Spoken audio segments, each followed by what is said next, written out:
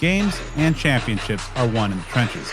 For the Sun Devils, the offensive line took a significant step forward last season, helping to pave the way for Cam Scadaboo's run to history and the passing game's breakout. And with 4 returning starters in 2025, plus a host of younger linemen and some talented newcomers, position coach Saga Tuitele is ready to field another formidable unit. On this episode, Coach Tuitele and I break down the makeup of the O line, the battles to watch in fall camp, lessons from the title run, the value of culture and leadership, and so much more. So let's get to it. Here's my conversation with Coach Tuitele. All right, Coach. So this year, OCs and DCs are in the EA Sports video game. Is it about time that they give some O line coaches some love and get them in the game? No, I'm sure all of us are fine being out of the game, and so deservedly so. OCs and DCs, they do a great job. Like our guys Marcus and P Ward, they do a great job. We just, as O line coaches, we like to be in the background, just kind of doing our job and no one noticing. So. All right. So, but obviously, a lot of different feel, at least maybe externally, heading into this season compared to a year ago at this time, coming off the Big 12 championship run, the playoff run. How do you feel that this team has, collectively handled the success and some of the key lessons that they've drawn for it heading into 2025? It's just be able to handle success and still keep their fight and their hunger. I think is one of the biggest things. And our kids still have the fight. Last year was last year, and I thought we did a good job of just putting it to bed in January and just moving on, and understanding that this year is a new year, and so the guys who we have just did a great job of developing and trying to build themselves individually and get themselves better. At the same time, keeping our competitive spirit and our fight, that same spirit. So of course, with the elongated season playing into January, there's really no off season for a coach at this level. Of course, then you got to get ready for spring ball. Recruiting is nonstop. Retention, as we'll touch on a little bit later, obviously such a key factor here. What do the last few months kind of look like for a major college football coach? Maybe some of the work behind the scenes that the fans don't perhaps see. It's you reset. As a coach, I've been coaching for 20-something years, and you have your routine of what to do in January and what to do in February and develop into spring practice and stuff. So, recruiting takes a lot of the time, and then you start to get in and recruit your team and making sure that they know where they're at. Individual players know where they're at. Then, and at every point in the season, whether it's January, the beginning of workouts, February, spring, or winter conditioning, March and April and spring practice. So letting them know, being transparent and letting them know, upholding the standards. And that's I spend my most time most of my time doing is just trying to get the best out of the young men, and also at the same time trying to get to know them more. Some guys I've had for 3 years and I'm learning something new about them. Some guys I've had for 6 months, and so just continuing to building that, and I think that is a big part of our culture when we start to learn more about each other. Speaking of that culture, obviously player led and has really had the, turning some great benefits for this program since you guys got here. But when you look about, a couple of years ago when you guys first got here and got the culture and the foundation laid to right now where you guys are coming off a championship and have high expectations, where have you seen the greatest evolution with the program culture? It starts with, when we first got here, it starts with Kenny and setting the tone of what he wants this program to look like and what he wants everybody to be aligned with. And, and I thought, as a coaching staff, we all aligned with what he wanted. He saw this program and we bought into his vision, and now it's our vision. And so, I think it's hard, building the culture and sustaining the culture. And the more consistent we are with upholding the standards, I think the more we're building. It's easy, man. It's easy to look the other way sometimes. It's easy to let stuff slide. And I think we've done a good job as a team and as a coaching staff to not let some of those little things slide. And it's hard for, building it for 3 years. It's hard to be the bad guy sometimes. And But it's needed. Conflict is needed, and putting everybody and coaches and players through tough times and challenging them in every way makes us grow together. So I think just the consistency of upholding standards and doing the little things correctly. It's monotonous. It's tedious. Sometimes it's like, oh, here we go. But it's needed. You got to do what's needed, not do what you want. Kenny, of course, is still one of the youngest coaches in the entire country, already having accomplished a lot though in his young career. As you mentioned, you've been around the game for a while now. Where have you seen kind of the biggest strides and growth in Kenny from taking that first day, taking over as a head coach at his alma mater to right now with a team that has a lot of expectations heading into the year? Well, he has a vision, and he's passionate about his vision of what he wanted this program to be and the people he surrounded himself with in the building to start off with, and then going after recruits that he wants in the program, and I think his communication skills as a young coach is phenomenal. We all know what he wants, and we all know what this program wants and what it needs, and the people inside the building. So I thought the him being having the vision and being consistent and being unselfish, and one of the big things that people don't see is Kenny is one of the most unselfish guys that you'll see, and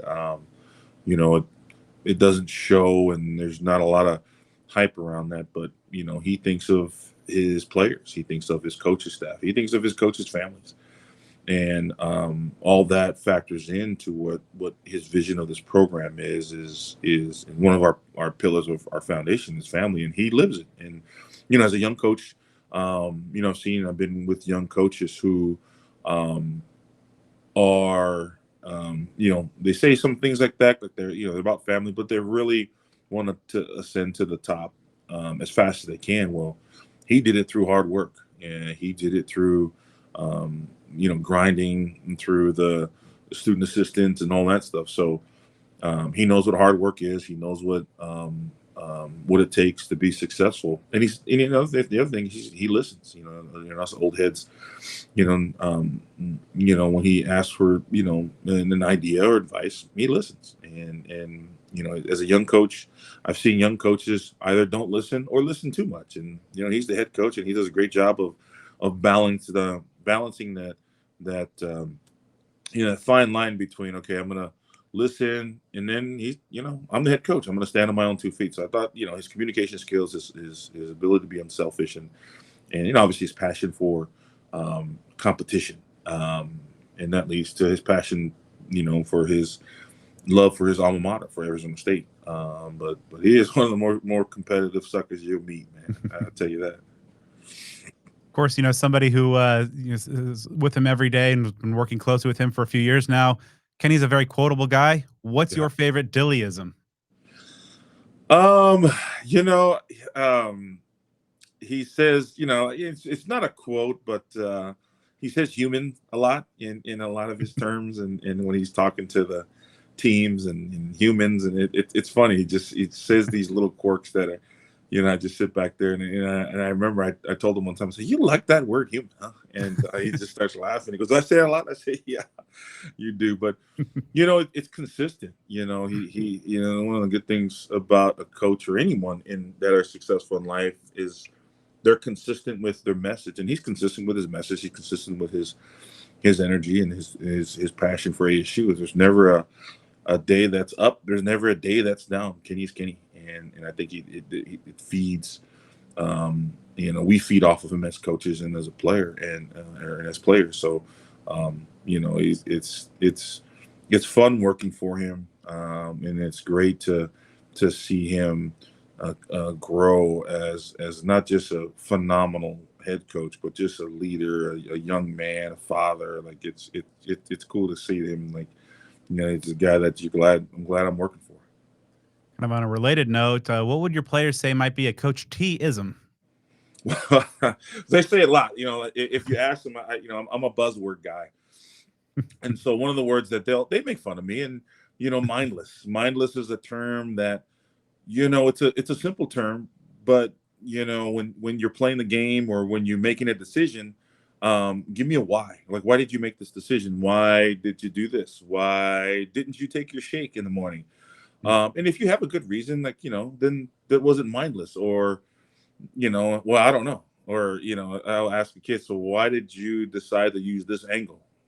I don't know. What's mindless? I said, so they use that term. I said, don't ever do anything just because. It's a mindless rep. It's a mindless, you have to have some thought. You have to have a plan in life.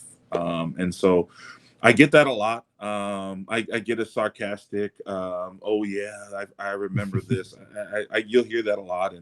And sometimes when I'll forget something, they'll throw it back at me and they'll say, "Oh yeah, that's right." So the mindless and the "oh yes," I hear that a lot. I hear them mocking me a lot, and I tell them, I said, whether you're mocking me or not, you're saying it, so it's in your brain.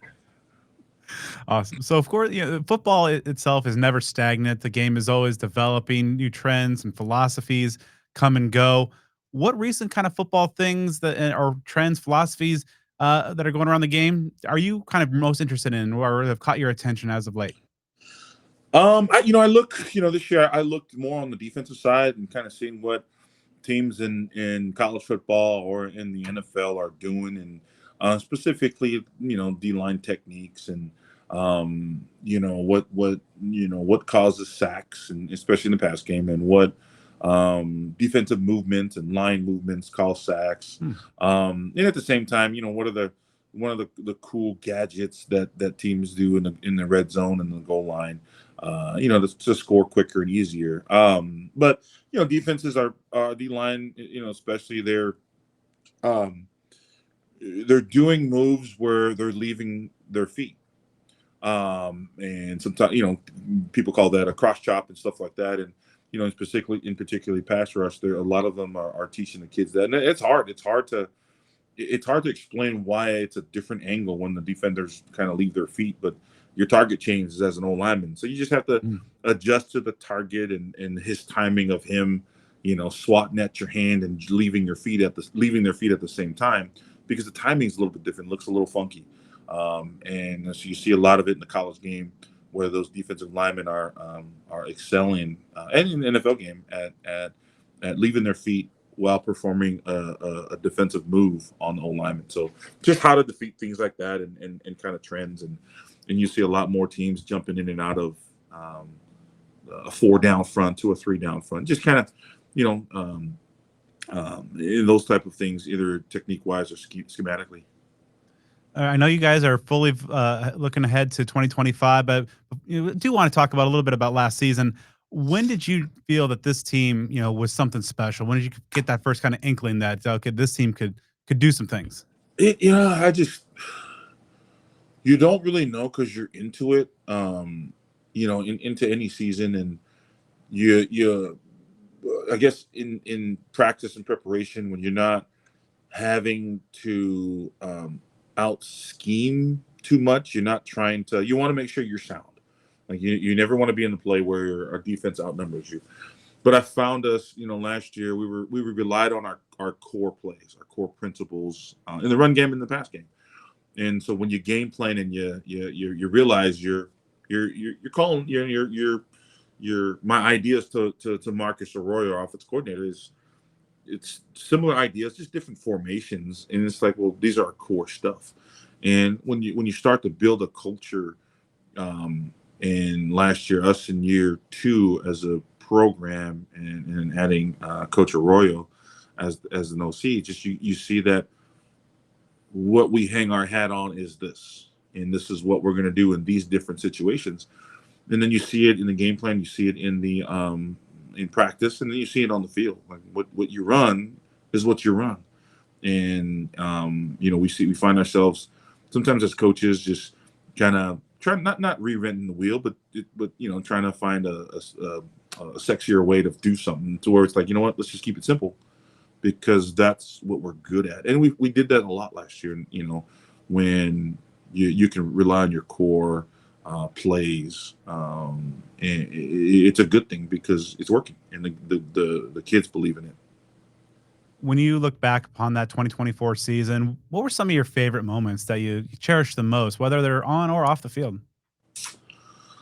Probably one of my favorite moments was, and there's a ton of them, but one that stands out is just a story of just, or it's an example of someone overcoming adversity, and I'll tell the story, and he doesn't mind it. So we were playing Texas, and I want to say it was the 2 point conversion. It was one of the, I don't know if it was a touchdown 2 point conversion where Kyle Scott went the wrong way, and we got, it was a big game part in the moment, or a big moment in the game, and Scat ended up scoring. Kyle Scott was playing our right guard, and he heard something, went the wrong way, and Kyle, he just stepped the wrong way, tried to recover. Max Ihanachor, our right tackle, drove his guy about 6-7 yards in the backfield or in the end zone, and Scat was able to score. And so throughout the celebration of the score, I phoned up to Coach Ty Barrett, my assistant line coach, and I said in mid sentence, I said, "Did he?" And he stopped me mid sentence. He goes, "Yes, he did, Coach." And so I got on Kyle, and I got on him pretty hard, and I can see he was shocked. But one of the best things that happened is that Max, his right tackle, came to me and goes, "Hey, Coach," and Max corrected me and said, "Hey, you got to go get him right." He said he's struggling right now. This is on the sideline, and this is before we went back on the field. And he's like, he's struggling right now. His confidence is shot, and you got to go get him back. And so Max was telling me to go get Kyle and build him up. And so got to the sideline, and the defense was playing hard, and I got to a fun conversation with Kyle, and I was able to get him back. And then the next series, we score again, and Kyle had a big part of it. Now it was 100. It was a great effort when Scat was stuck at the end zone, and he helped him in. Yeah. But that was right after he, one of the biggest points of his career, he went the wrong way.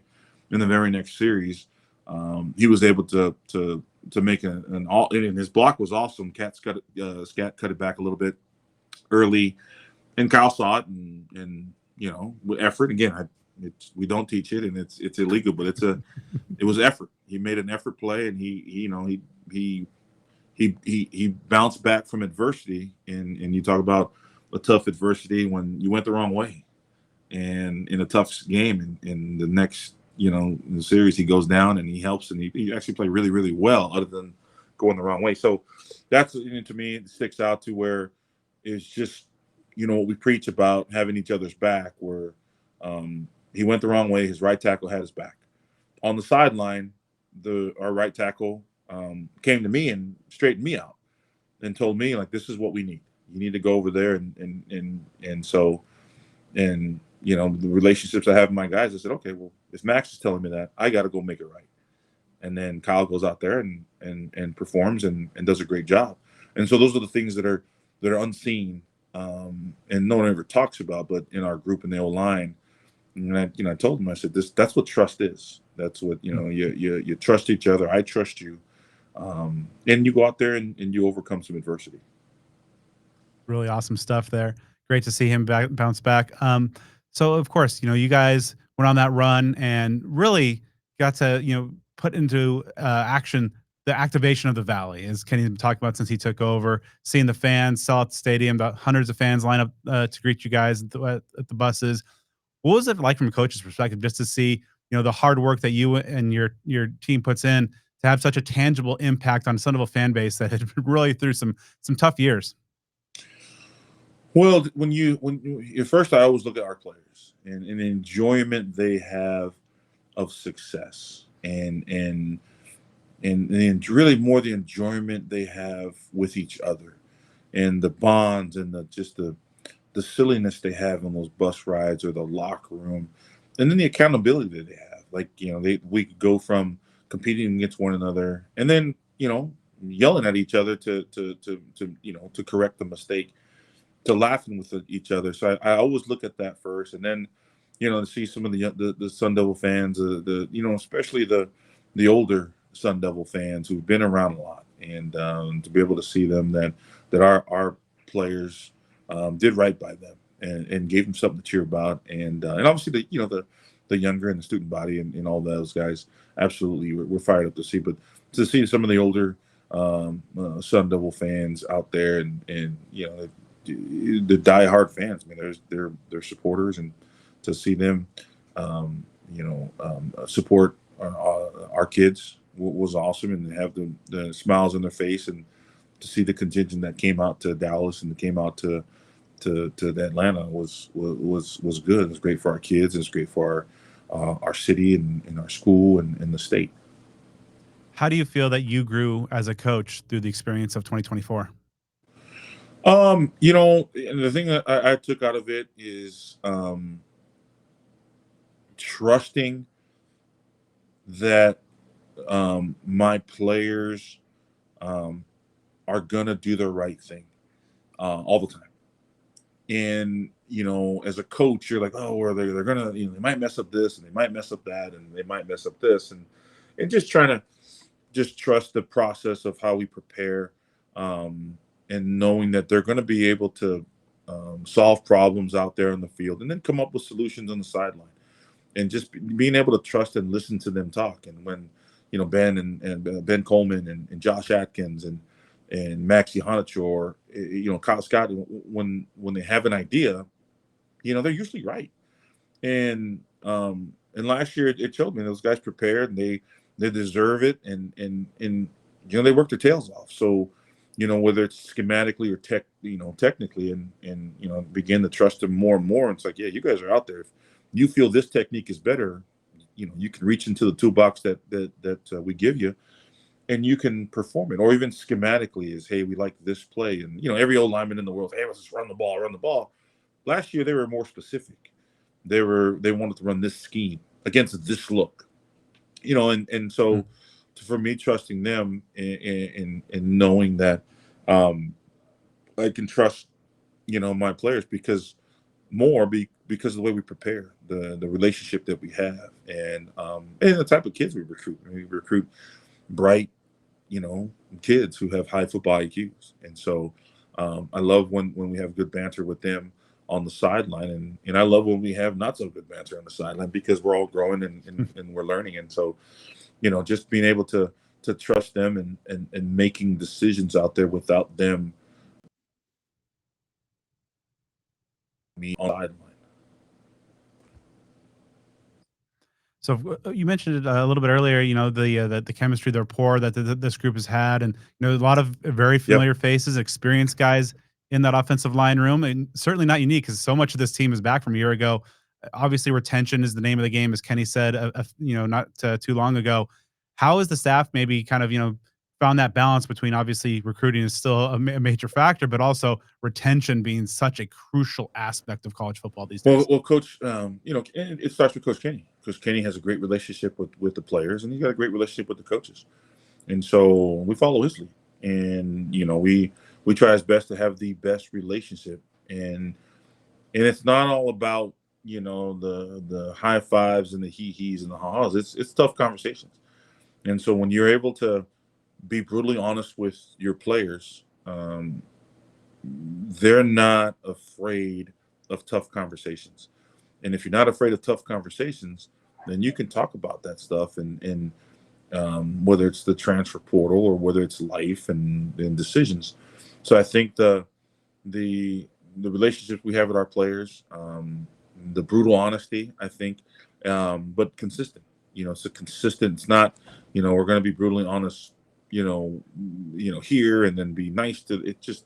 It's real. You got to be as real as you can with them, and I think that's why I think the brutal honesty with our players builds trust, and there's no agenda. There's no.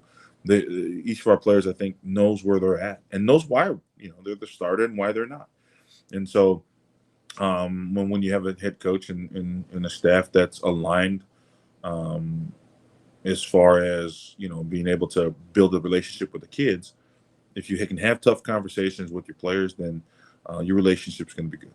You know, if it's your relationship is just through text messaging, then you can't have tough conversations. And so I think the relationship is huge with us and our players, and and again, it just stems from Coach Kenny. You mentioned him a little bit ago, but Ty Barrett, what kind of impact has he had, working alongside you with this group of guys in the trenches?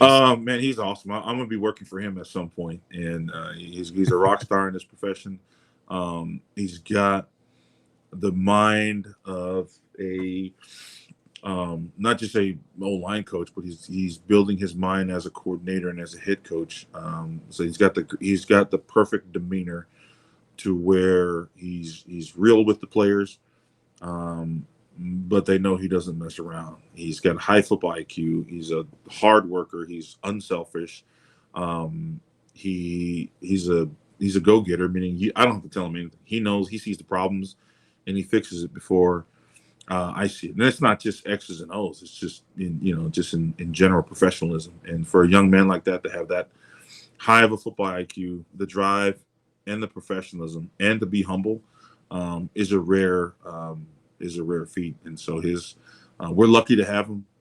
I'm lucky to have him, and his impact on the kids is just a different perspective, seeing coming from a different offense and learning our style, and then giving them the tips and the pointers and of the techniques while being aligned is phenomenal.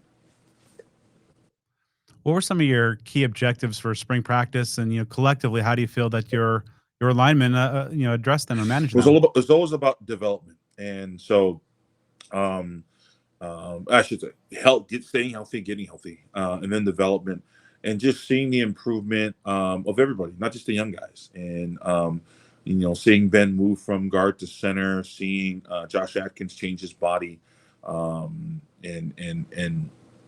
really grow physically, while growing mentally and answering questions and knowing what to do, and seeing guys like Kyle Scott again getting stronger, getting faster, and seeing like Jalen Clem coming back from his injury, and seeing how much he's improved from when last we saw him, and then you get to the young guys, like the Makua Poules, and playing a couple different positions, guards and center, and then Champ Westbrooks, seeing those guys, Makai Stewart's, Terrell Kim, Joey Sua, and just developing them and giving them confidence, and not just working on their weaknesses, working on their strengths. It's like, we have to work on our weaknesses. Absolutely. Everybody has whatever they need to work on, but also you're really good at this. So let's dominate and continue to make sure you're really good at this part of your game while working to improve this part of your game that needs to work. So, I think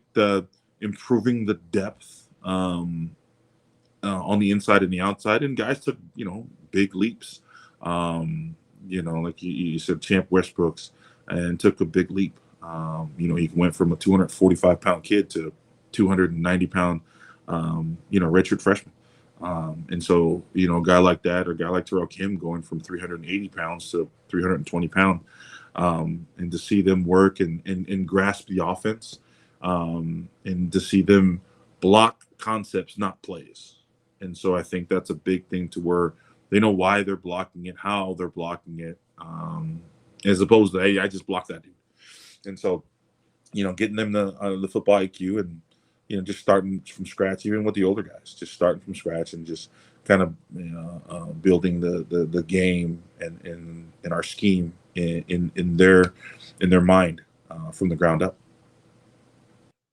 Heading into the second year working with OC Marcus Arroyo, how is that rapport and that chemistry between you two kind of evolved, and heading into 2025? Well, it's good, man. He Marcus is he brings a fire. He brings all the experience and the intelligence of what he has, and he knows what he wants. He wants to build it off of this, and we have some a lot of the same ideas, and we last year was our first year coaching together, but he and I worked for a coach Tedford, Jeff Tedford, at different points in Jeff's career, and he was the one that said, "Hey, you guys will be perfect." And He said, just trust me, you guys will work perfect together. Your demeanor, and it is. And Marcus, he does a great job of communication and letting us know, letting me know what he wants, what he likes, but also letting me chime in and say, hey, I like my guys can do this. They do this better. And he just, it's phenomenal to see him, his presence, and how his relationship with not just the quarterback but the kids, the confidence he brings, and it's not fake confidence, it's not fake swagger, it's confidence because of the preparation, experience, and the hard work, and he's prepared, and you can see it rub off on not just his quarterbacks but the offense and the guys that he's involved with. All right, so as we close out here, I want to do a little bit of a lightning round with the guys in your room. Just get your quick thoughts on, where they're at coming off of spring if they're returning, and also some of the thoughts about, what's in store for them in the year ahead. Starting off with Ben Coleman, obviously making that big Yeah. move to, have some big shoes to fill with Yeah, at center. he went from one of the best guards in the conference, going over to the center, being the man, being vocal, and he's done a great job.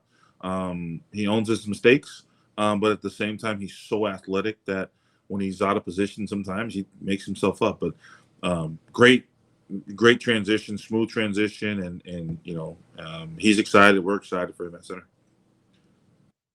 All right, so I talked to Josh Atkins yesterday, in fact, and he really kind of talked about how you mentioned also kind of slimming down a little bit, being more athletic, and taking some lessons. Where do you see Josh Atkins now heading into year two at I left mean, he's tackle? changed. He's changed his mindset. He's as far as his preparation. He's always been a tough kid. He's always been a physical. He's always been a high IQ kid. But now he's his off season. His great off season. He's taking care of his body off the field, nutrition and sleep and recovery. And not that it was bad last year. He was just a kid. Kids are kids. But just the mentality he attacked this offseason with, and the leadership role that he's earned. It's phenomenal, and he's got the right demeanor, and he's wise on when and what to say to his teammates. So just excited to get him going, and it showed his conditioning was way better in the spring than it was last fall. And then over on the right side at right tackle, Maxi Hanator, unfortunately missed a spring, but you mentioned kind of had a good season a year ago, showing some leadership there. Still relatively new to the game, if I'm not mistaken, and already kind of showing up on some early draft lists because of his tangible skills. Where do you see him and his potential in It's 2025? through the roof. He's moving well in the summer right now, and his IQ in football is far greater than I expected him this time. I mean, you would know that this is only his fourth year playing football, and so the sky's the limit with him. He's moving well. He's competing in conditioning where before he used to kind of just survive, and so he's understanding. And he did a great job of just getting his body right and getting him back from his injury. So Max is going to be a beast. The way he attacked this offseason, and he didn't just woe is me and I had surgery. He attacked it well, and he looks good.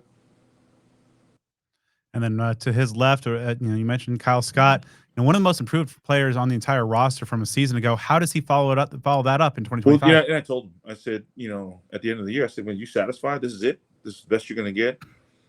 And, he looked at me, kind of chuckled. He's like, man, I came this far. This ain't it. And so, I thought that his preparation is far in getting stronger and getting his body in shape and understanding how, or not forget, and, he didn't forget how he got here. And so, his athletic ability is there. His strength is improved. His football IQ is improved. I guarantee you he ain't going the wrong way anymore. And so, he just, he's improving. He knows that last year was last year. This year's a new year, and I think, like I said, his overall strength, his overall football IQ in the system is high, and he's hungry. All right, so you have four starters back, and even though Ben's kind of moving Yeah. to a new position, that opens up spot at left guard. Sean Naa, Jameto Obibo, the Texas State transfer. How's that battle looking up for fall camp? And perhaps, is there somebody else that could be in the mix there Yeah, at left guard? Jamel brings a lot of experience, and he's a naturally strong kid, and he too, he's changed his body. He's gotten in great phenomenal shape, and even from spring, and it's different out here, and what we want our old linemen to do, and how much how in shape we want them. So he was able to adjust, and he looks great. He looks lighter on his feet. And he still brings a lot of 3 years of starting experience in football is pretty good. And Sean's coming back from an injury, and he had a really good spring, and he was battling some injuries in the spring, and he showed that his versatility between center and left guard and battling with Jameto, and so it'd be fun to watch, and with him, and also you have Terrell Kim, who again changed his body, and he's battling for that spot, and he went from, like I said, 380 to 320, and he's one of the stronger guys on the team, and his improvement, and then Makai Stewart, the true freshman who you saw some flashes, like, oh man, he's doing a great job, and then you see guys like Makua Pule who can play center and guard, and they're all battling for the spot, and even the new guys, the twins, Wade Helton and Brent Helton. They came here this summer, and they're the impressive thing is they're with the guys, they're in the group because of their hard work, and so they work the tails off, and the guys accept it, and they're like, you know what, we trust that you're going to bring two guys in that can work, and so they're all in the mix. So you have a good fight between guys, and it's funny, Coach Kenny and I were just talking about getting them all reps to fight it out, to see who's going to start, who's going to play, who's going to rotate. So you got a good problem. I got to do a good job of keep the competition up and keep them all healthy. Hey, you mentioned the Helton brothers there. What jumped out about what they bring to the field and why you guys wanted to add them to the team? Well, we're recruiting them hard. I've been on them since they were, I think, sophomores when I was at a different school, and they're tough kids. They're aggressive. They have the right demeanor to finish people. They stick up for their teammates in high school, and I just remember seeing, I was like, man, those dudes are mean, and they have a high football IQ. They work at it. They love ball, and so we tried to recruit them out of high school, and it didn't go our way. That was our first try. It was our first year, and then when I saw them in the portal, I said, Coach, I want those two. And lucky for us, it worked out when they jumped in, and we jumped on them, and we had to battle some schools, but luckily for us, it's close enough to where they're from in Norco, California, and Centennial High School, and so they were able to trust us and come back here and compete, knowing that it takes a special kid to come to the school that's returning 4 guys, and so those two, and they're great additions to the team, and I can't wait to see them in action and to see their development. And again, they're all between those two, Terrell Kim, Champ Westbrooks, and even our transfer from Nebraska, Xander Ruggiarelli, they're all the same class now. They're all redshirt freshmen, and so it's a great class, and they're all young, and they're all hungry. So it's like I said, we're in a good spot, and like I said, we can't wait to see them develop. Yeah, speaking of one of those guys, Champ, mentioned now up to 290, which is good to see. Also has seemed like he was getting some experience at both tackle spots in the spring. Where do you see him potentially factoring in this upcoming year? But as you mentioned, also in the years ahead. Yeah, when you're in that role as the number 3 or number 4 tackle, so the second string, you got to be able to play both. And so he's very athletic, and he's very hungry, and so sometimes young guys get out of control. So you got to learn how to control that a little bit more and be a little bit more patient in his technique. But he's battling, man. He's a kid. He's fixing to fight in the rotation, and then when we see Josh and Max leave, then we just split them up, and we've got 2 new guys that are in the program, in the system, that can continue to do what Max and Josh have done with Champ, and then with Jalen. I mean, you forget Jalen was battling Max and Josh last year, and then Emmett Boley, who had since graduated. And so, we feel good about our depth and our competition. Yes. Speaking real quick on Jalen, obviously the inspirational story to kind of come back from the medical situation from a season ago, and looked like by the end of spring he was starting to feel more comfortable out there. Now that he's got his feet wet back in the game, where do you see him heading into fall camp? Yeah, I mean, he's right now. If we started, he would be the next guy in at tackle, and he's still going to battle. Max and Josh, and they've seen it last year where everyone's going to compete. But I do like to rotate, and I told him, I said, whether you're the starter or not, I rotate guys, and then I do like to play 3 tackles, and right now, it's so awesome to see him getting his strength back, because in the spring he was back, he was cleared, but he wasn't fully, his strength and his conditioning. Now it's, he's gained weight. He's 290, and he's getting back to where he was at this point last year. And then when it happened, his unfortunate situation, and he lost the weight, lost the strength, and now he's battling back. And sometimes I have to remind him, like, hey, just remember where you came from. Like, just don't be. And he's so hard on himself in a good way. He's so intense, and so, his improvement from what he went through last year, from the spring to now, is huge, and he's taking big steps even in this off season in summer. All right, so obviously you mentioned the Helton twins coming in.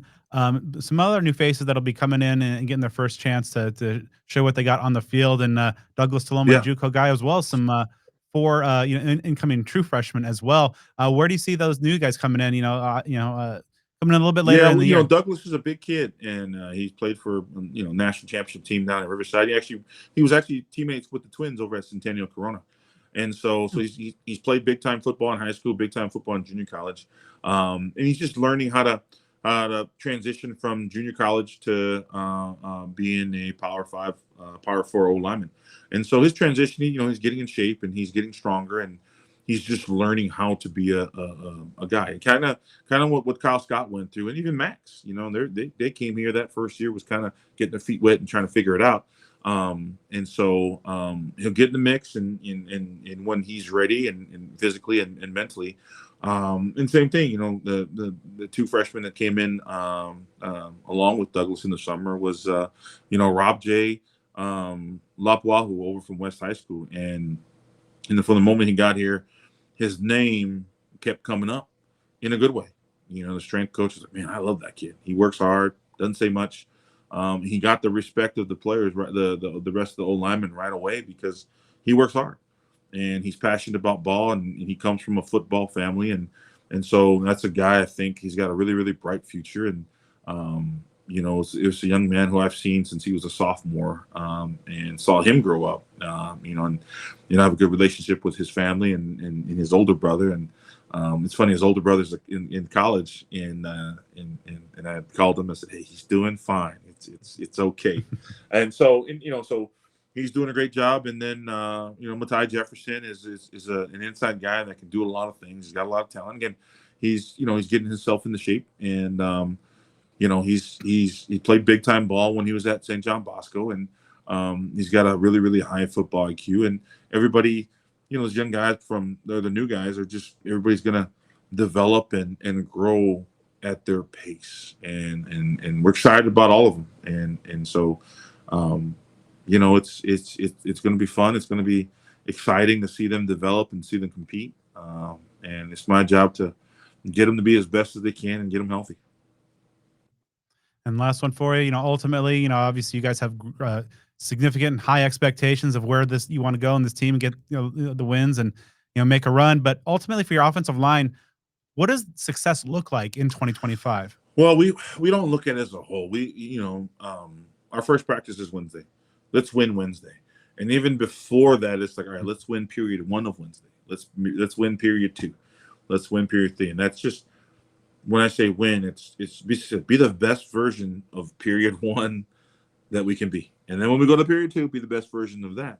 Even when we take a break at practice, be the best version of that. And so when you compartmentalize that, they narrow their focus and they know what they have to do at that point of time. Whether it's the meetings, be the best in the meeting, right? If your mind is somewhere else, you're not in the meeting and you're not being the best. If you're worried about practice in the meeting and thinking about, okay, what am I going to wear? Did I use the restroom and all that stuff? Then you're not winning the meeting. And so we try to emphasize in being as successful as they can for that moment. When you eat waffles, be the best at eating waffles. That way, it just changes their mind to narrow your focus again and just be where you're at, and then go to the next play. Because when you focus on where you're at, you're going to develop a plan. You're not going to do anything mindlessly. You're going to do things with intent, and you're going to have a better plan. Better plan equals more confident in doing what, even if it's wrong, you're going to have confidence in your better plan. It's my job to adjust the plan if it's wrong, but just doing that part of their game, I think, is what what I try to harp on them, and what we try to harp on them as a program. I'd like to thank Coach for taking the time to talk with me for this episode. Make sure you are subscribed to Speak of the Devils on the podcast platform of your choice for more great sit-down series episodes, as well as full coverage of the upcoming 2025 season. And make sure to follow me on all things social media at BDenny29.